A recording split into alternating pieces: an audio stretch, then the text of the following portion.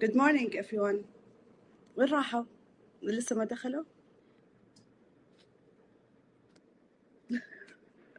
بس انا وياك استهتمي. يجون الحين.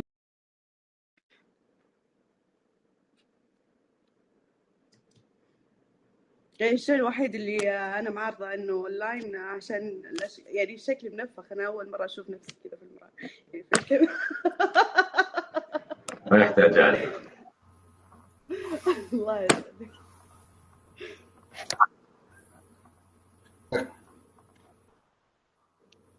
مسز هنا وينها؟ صباح النور جميعا. هلا جميعا السلام عليكم. Good morning everyone. Good morning everyone and thanks for Yukon Media on hosting such event. Yes. Good morning. Good morning, Ms. Noura. Good morning, Ms. Hana. Good morning, Mr. Tamim. And good morning, Yes. Mr. Abdurrahman. Thank you, everyone, for the opening presentation. Sorry to cut you off there, Noura. I'm just going to start off with the welcome note here and welcome our attendees. And I'll start with introduction of the panelists here. So good morning, everyone. Good afternoon for some of our attendees across the world. Welcome to the second day of the inaugural edition of Remote Work Saudi Arabia, which is the largest conference and exhibition for remote workers in Saudi Arabia. We thank you again for joining us for this event, which has been 6 months in the making. For the second day as well, we promise to bring you an agenda full of excitement, full of different variety of topics, experienced speakers, and ample of networking opportunities with professionals and executives from several industry sectors. Driven by the inspiring vision of 2030 in the Kingdom of Saudi Arabia, Remote Workx aims to be the #1 gathering for all the remote workers, the people's managers, solution providers, the security professionals from all over Saudi Arabia. And we're really trying to bring everyone to discuss and share their experiences and discover the latest trends of remote working. So in this 2-day conference and exhibition, we promise that you'll really learn something new. We are also going to be addressing the main challenges and solutions for an optimum workforce and an optimum workplace. Right? So everybody lately has been really talking about the future of work, and the word future of work or the sentence has been used just a hype, but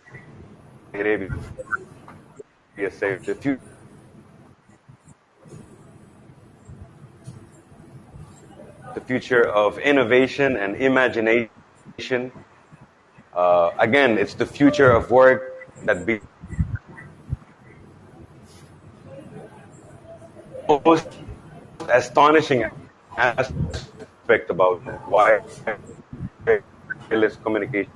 First time in history, beings were no longer tethered like an umbilical cord to a particular office setting, right?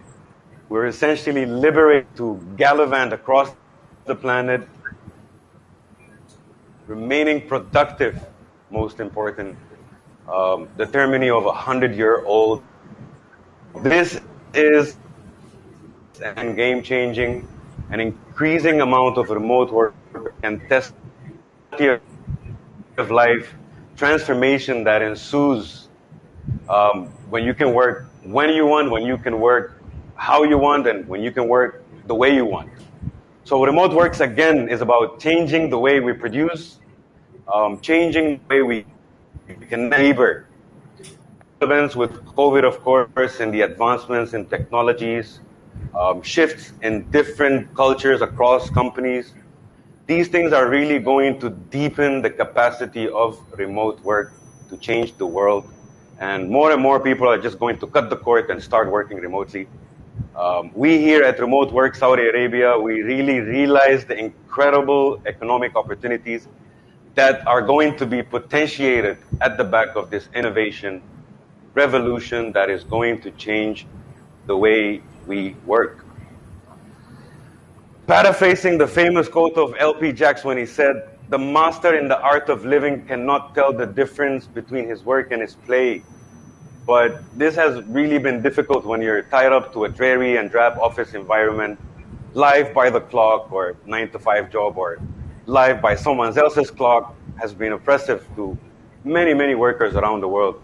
So but when you can work the way you want and be productive anywhere you want, you're more free to craft your stage and craft your ideal office setting, right? To imagineer and really have the ultimate environment, which from within you can produce and in which you can innovate. So it is the future of work. It is here and it's spreading across the planet.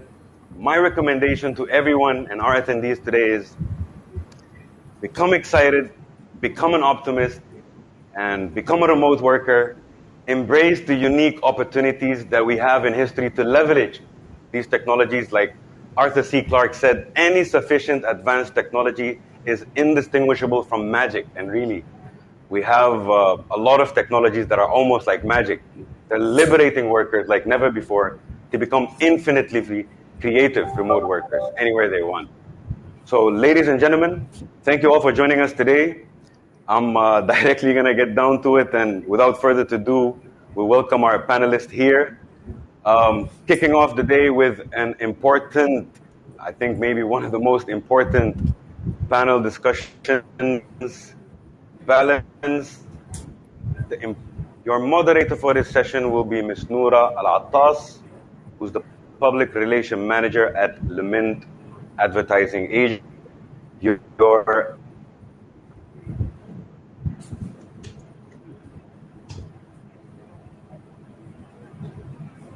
متى قطع؟ اوكي راح نبدا. بس National Water Company, Saudi Arabia. And we also have engineers who couldn't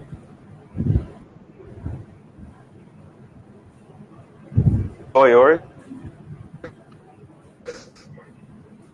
ears. Handing over to you, Ms. Noura. Okay. السلام عليكم. Okay, where is this Mr. Abdurrahman? He was with us or not?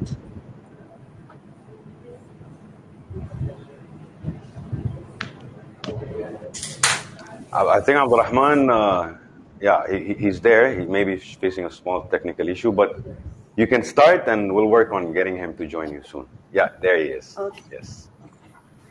Good morning, everyone, and thanks for Yukon Media on hosting such a great event. I am your moderator for the session, Noura Al-Attas, PR manager of Lemint creative agency specialized for social media management and digital marketing and event management.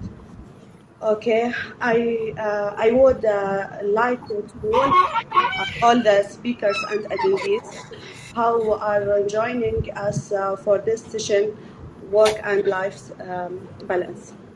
The pandemic has caused a disruption in the workflow for many companies around the world. It also created the idea of work from home that many employees took to keep their representation. In the country,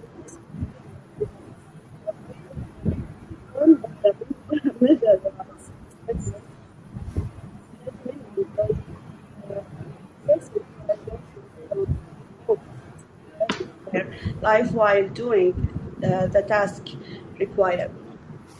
Okay, many organizations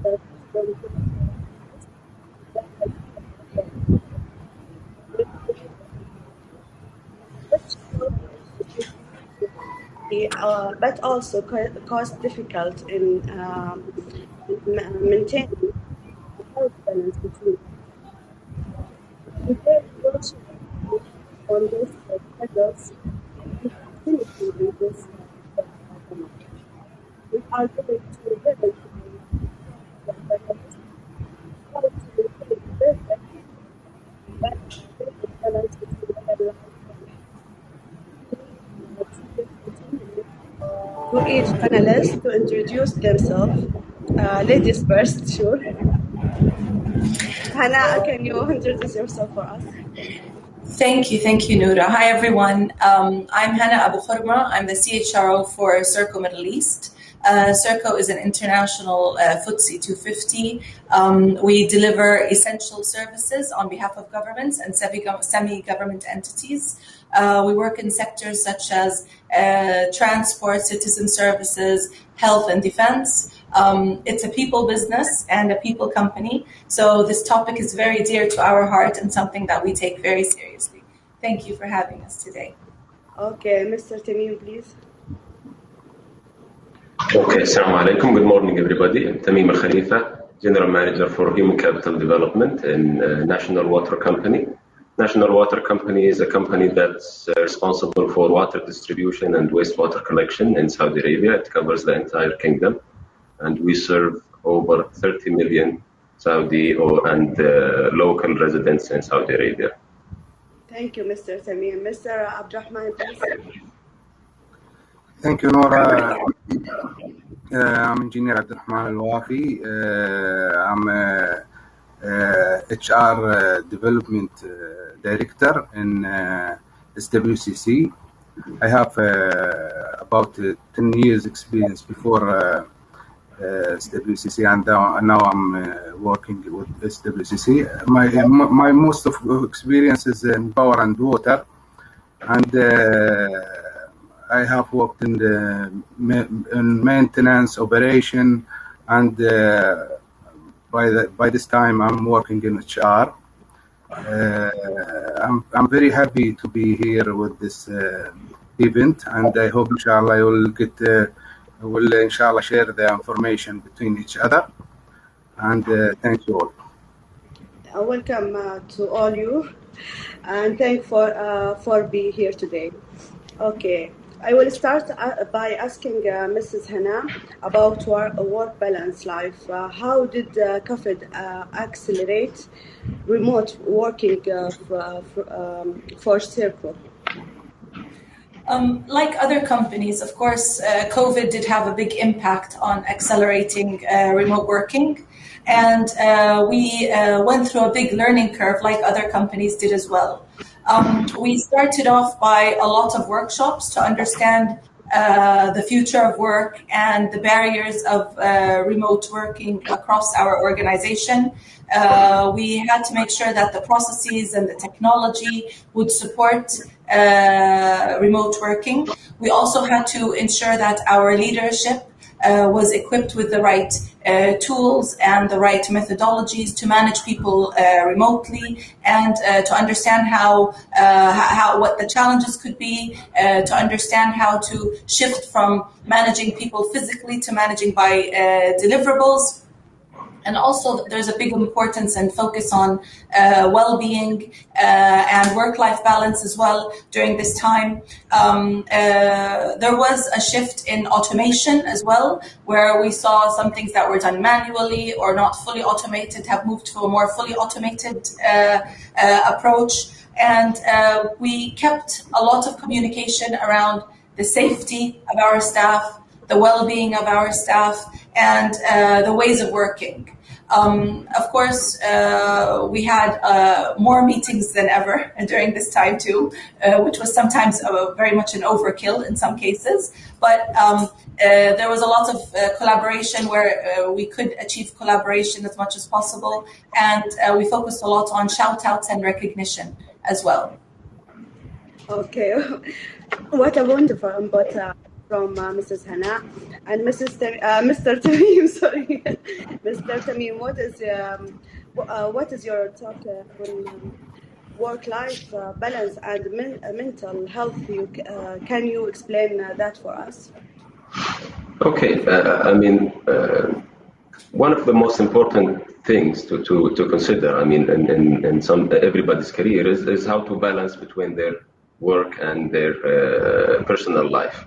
And any imbalance, might result in issues regarding like mental health. I just read a recent survey done by Oracle, They surveyed 12,000 respondents, post-COVID, on issues regarding mental health.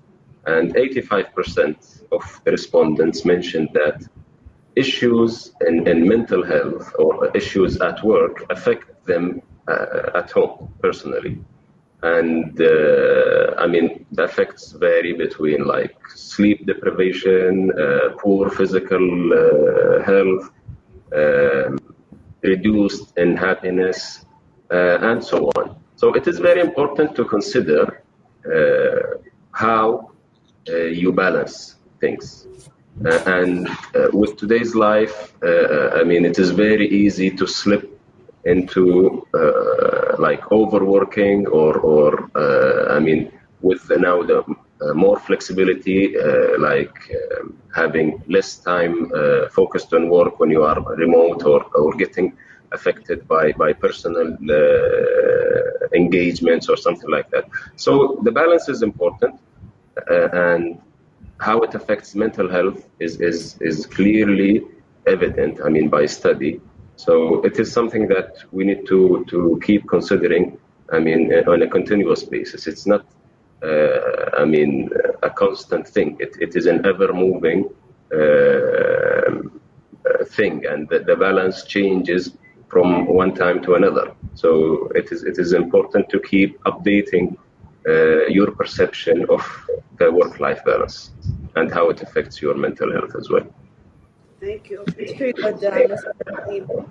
And Mr. Abdurrahman, from your point of view, how did the recent pandemic affect work-life balance? Actually, the pandemic was struggled the whole world. The whole world is suffering from this pandemic, and I think most of the workplaces was not ready to be going for remote work. The pandemic was horrible, actually, for the work in space, because actually when there was a quarantine and most of the people go home by force, this affecting a lot of companies, and we are also in our company suffer from this problem. But actually, I think we got a good experience now, and now we know the importance of this work on remote will be much better for the people, and I think most of the companies and administration will be ready now for the. Inshallah, it will not come, but if it's come, another pandemic will be now more experience for such problem. This actually remote work is very important for the whole companies, and also for our company, of course, because if you make your employees ready to be handle the work from home and know how to have the skills to get the work in a good we can say in a good monitoring and good production, this will be much better for the people. I think the pandemic was horrible for the whole world, and we are suffering from this one. And inshallah, we'll be ready for the next if it's come. And inshallah, it will not come. Inshallah. Inshallah. Now heading back to Mrs. Hana. Give us a brief, Mrs. Hana, about how is Serco leading on remote working, and what are the changes or initiatives that Serco launched.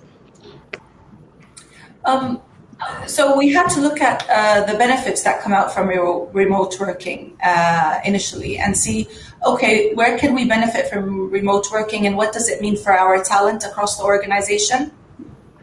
We launched something called Serco Flex, which basically provides a flexible and remote way of working. It allowed us to retain talent that was out of the region. We know that a lot of people had to leave their countries and leave the region during COVID, and some people got trapped out and couldn't come back. So with this kind of work arrangement, we were able to retain talent out of the region, and a lot of them were people that we were considered as high potentials and people that we wanted to keep in the company.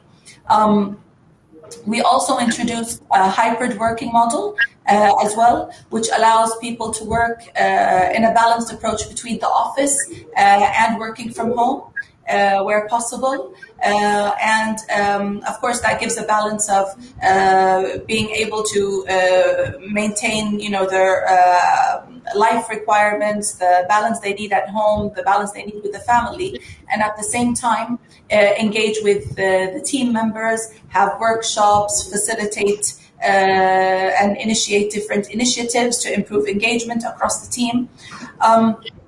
We also introduced part-time working, which actually it was there before, but it just accelerated it across different contracts and across the region in other places of the business that we didn't see before.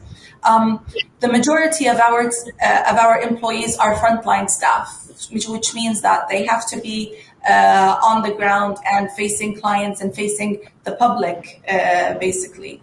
But we did look at flexibility in shift patterns. We looked at surveys and workshops to understand more what they want from shift patterns. And we did make some shift pattern changes across different contracts as well. And there was a big drive towards going green and environment initiatives. And with remote working, of course, we know that that is very friendly for the environment. I'm not an urban planning expert, but it reduces visual pollution as well. There's less traffic, and it's just better for the environment in general. And that was something that we were promoting too, with a high focus on during COVID specifically. Thank you, Mrs. Hana. Mr. Tamim, who is responsible for maintaining work-life balance in an organization? Actually, that's a good question, Noura. I mean, an easy answer or the shortest answer is it's everybody. Okay, but how everybody? I mean, let's think about it in a sequential way. First, let's start with the corporate or the organization. Organization is responsible for setting the policies and the rules and ensuring that it is maintained and it's upheld by all the managers and departments. The organization is also responsible to taking action whenever it's needed to ensure that adherence to the policies of that govern, work-life balance. Also, the employee is responsible for determining what balance suits him at any given time. I mean, throughout everybody's career, the balance is not fixed. I mean, when you are starting your career, you are single, not married, you don't have lots of family commitments, so you can spend more time maybe at work. You can lean more or focus more on your career.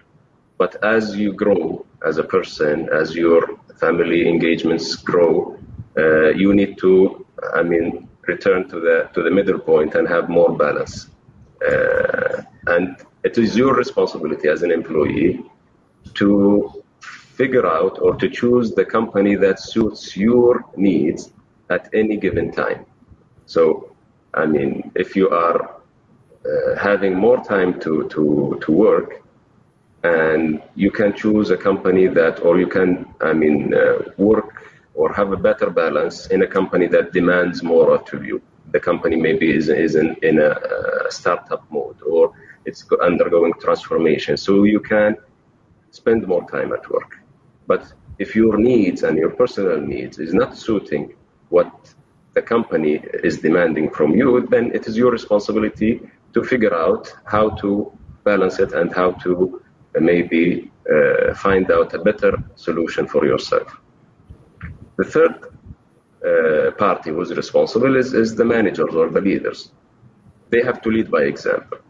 So if you are, as a leader, focusing so much on work, not, enjoying your personal life, not having a better balance, it will reflect on your team and it will reflect on your staff.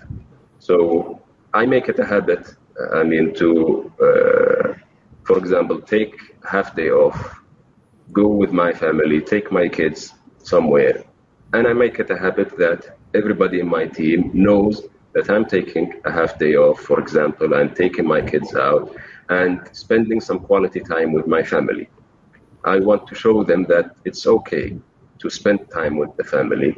It's okay to, have a little time for yourself as well.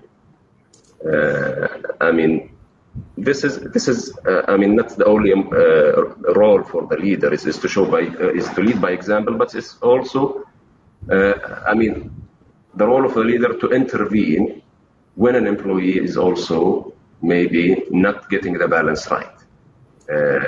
Sometimes you would see employees overworking themselves. So it is your role as a leader to step in, take the employee on a side and speak with them. It's a marathon, not a sprint. Okay, a sprint, you can go 100 miles an hour for a short period of time. This is what's not is recommended going forward. For the long haul, for the long stretches, you need to have a better balance. Okay, so to sum up, it's the organization responsibility, it is the employee's responsibility, and it is the leader's responsibility also to ensure the work-life balance is being maintained in a proper way. Thank you, Mr. Kharmeh. Now we head Mr. Abdurrahman. Mr. Abdurrahman, what are some good leadership and managerial characteristics that support work? Actually, the sound is not clear. Could you please repeat the answer, the question, please? What are some good leadership and managerial characteristics that support work-life balance? Actually, work-life balance is very important for everybody, even if you are an employee, because if you have any work to do outside of your house, you have to be using your this work balance in your life. So, but for the employees, we can say that work-life balance is very important. You have to think about always balance in your life, that how to do your work and having a good evaluation, and your manager is happy from you. And at the same time, you have to think about your home and your family and all of your life, and also for the work-life balance. You have to think about it all the time.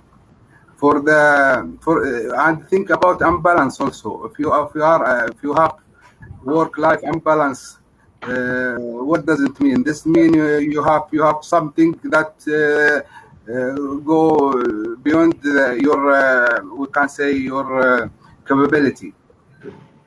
But for me, as advice to any employee who want to have a good work balance, you have to always in your life you have to have priority. Priorities is very important. Don't always think about something and put in your mind these things is all over your thinking, because this actually this will affect your life and will affect your work. Punctuality is very important for most of the companies. Attendance is very important. Time management is very important for the work-life balance, and also something that we are not dealing with and we are not thinking about, like vacation. It's very important to take vacation, enjoy your time with your family, your holidays, take it, give your family the time to sit with them, think about your life, and at the same time for your work you have to have some characteristics, like you have to be in a good health all the time, be physically fit, try to do exercise, try to have check every, like we can say, every 6 months, if you can you can go for check for your health, and also do exercise if you have the time. All these things, it will manage your work-life balance in a good manner, and also also for the culture, for the people, for your friends. All these things in your mind when you are, and get also get a good sleep. This at night. This is very important. Also, we can say this: the most of the people, they have to think about work-life balance, and really think about it deeply, and not just take it as we can say abbreviation or something that not very important in your life. Okay, thank you, Mr. Abdurrahman. Now, Mrs. Hana, what were the challenge or limitation for remote working, and what did Serco have to do differently to affect remote working? I think some of the major challenges was around actually work-life balance and the fact that the boundaries were blurred between work and life, which actually was causing very long working hours for some of our colleagues, and we could see some signs of burnout. So we immediately started to focus a lot on well-being at the beginning of the whole shift, and focus on mental health. We launched our employee assistance programs, which provides our employees and their families as well with the right counseling and the right tools to have the experts and the specialists to support them during these challenging and difficult times. We also did many webinars. We launched the Are You OK?, which is a very well-known well-being and check-in methodology that started actually in Australia in the 80s, and it's very well used. It's very simple to use in an organization. Managers grasped it very quickly, and we saw that it was very effective. We also focused on the ways of working and had some policies to ensure that there were boundaries between work and life, because again, that wasn't something that was easily done for many of our employees. And frontline staff, of course, did not have the luxury of working remotely as the people did in some corporate roles or administration roles. So we wanted to ensure that they didn't have burnout and that they were also well taken care of during these challenges. So we equipped them with well-being initiatives on the ground in the contracts and close to where they're working. And we tried to, as I said earlier, fix where possible any shift challenges that occurred as well. Some of our leaders were not big fans of it, but though the vast majority was, and we had to work on communication. We had to work on educating and coaching leaders to manage by deliverables, and we had to coach leaders on the most important thing in management, which is trust, and managing people through trust, where you don't have to just see people physically to manage them effectively, but you trust that they will deliver correctly, and you trust that you will manage them through their deliverables and not just by the number of hours that they spend on their laptops. So those were, in a nutshell, some of the main challenges that we had with some of the mitigations.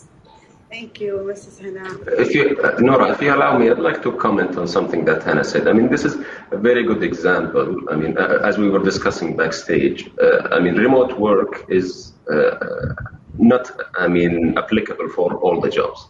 So for the jobs where we have to have people on the ground, it is important to use technology to, I mean, manage the work-life balance, manage the well-being in one way or another.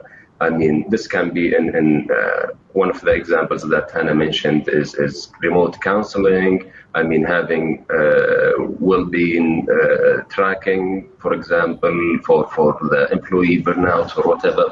So this is a very good example of how to utilize technology to maintain work-life balance for those jobs who may not be, privileged with the ability of working remotely. So that's a very good example. Thank you very much, Hannah. Okay. I have some question. One question. Is Saudi Arabia any different from the rest of the world with respect to work-life balance? Who can answer? I mean, I don't think. I mean, it's different. As I mentioned, it's all related to the, nature of the person. It's all related to the nature of the organization, at what stage you are in your personal life and your career, and at what stage the organization is in. So it is, maybe it's not a fixed definition per se. I mean, it is an ever-evolving concept, and it is maybe different from one person to another. I wouldn't say Saudi Arabia is different from the rest of the world. Maybe some people in Saudi Arabia will be in a different stage in their lives where they have a different perception of the work-life balance, and this is applicable to any country, any company, any region of the world. Okay, Mr. Rahman, you agree with Mr. Tamim? I believe Hannah has something to say, maybe. Sorry. It's fine. I think I totally agree with Mr. Tamim, and of course this is a personal way of reacting to these circumstances and a personal preference in terms of ways of working. But I do believe in terms of technology and infrastructure, Saudi Arabia is far ahead many other countries, especially in the government sector. You have e-governments, the systems are phenomenal.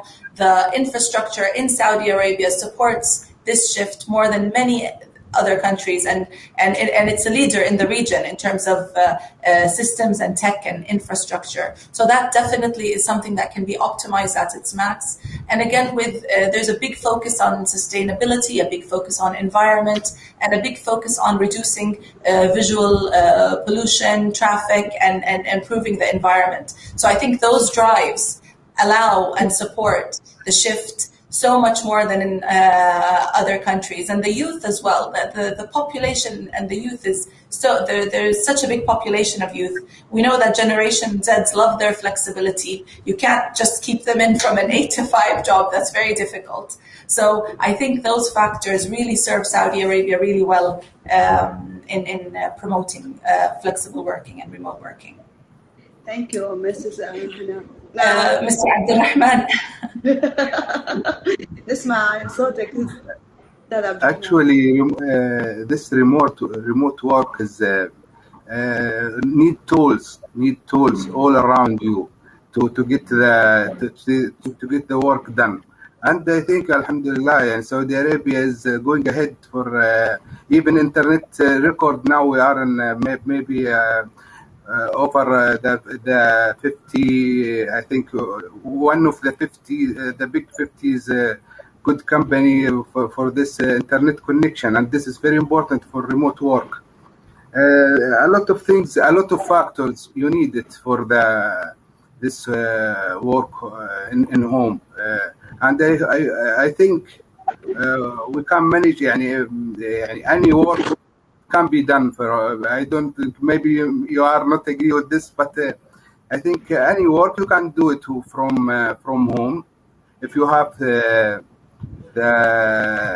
you can the trust for yourself and for the people also working with you.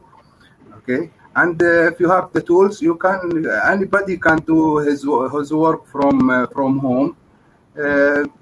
Plus minus, of course, it will not become 100% like the one who is working in the office and have his colleagues with him around him, and having even his manager also manage and monitor the work. But at all, we can say this work at home can be done by anybody. That's ننتقل خلاص أسئلتي معاكم. ننتقل للأسئلة، بس ما في ولا سؤال طبعا، الموضوع عاجبهم الموجودين. Now that we reach the end of this session, I would like to thanks everybody here and our panelists. And okay, finish now. Thank you. Thank you very much. Thank you. Also, we are thanking our moderator, Mrs. Nora. Thank you very much. Thank you. Thank you, my colleagues here in the interview, and also the audience. Thank you very much for attending with us, and hope with that we are giving you a good information. And if you are having the time, you can join me in the industrial presentation. It will be at 3:15 this afternoon, inshallah. And inshallah, we'll try to always be in contact if there is anything regarding our discussion. Thank you very much. Thank you all. Thank you very much. Thank you so much, Noura. Thank you all.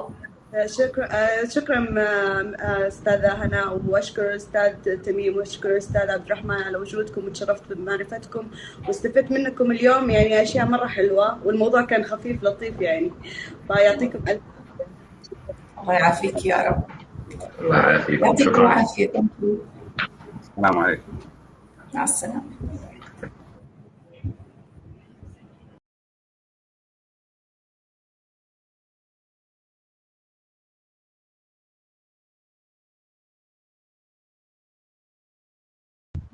Ya'atikum al-afia. Thank you very much for a wonderful presentation, Ms. Noura, Ms. Hana, Engineer Abdurrahman. If any of our attendees has any further questions to our speakers, you can please reach out to them at the networking area or the VIP lounge. So coming up next, of course, the panel discussion about work-life balance is, in my opinion, one of the most important panels when it comes to remote working. Personally, here at our end, as an event organizer, we really need to put in some work-life balance, and we've been emphasizing a lot on the work-life balance factor. So thank you for our panelist and our moderator for the wonderful presentation. And moving on next to our next session, we have a panel discussion titled as the Transitioning to the New Normal, Return to the Office. We'll be back after a short break.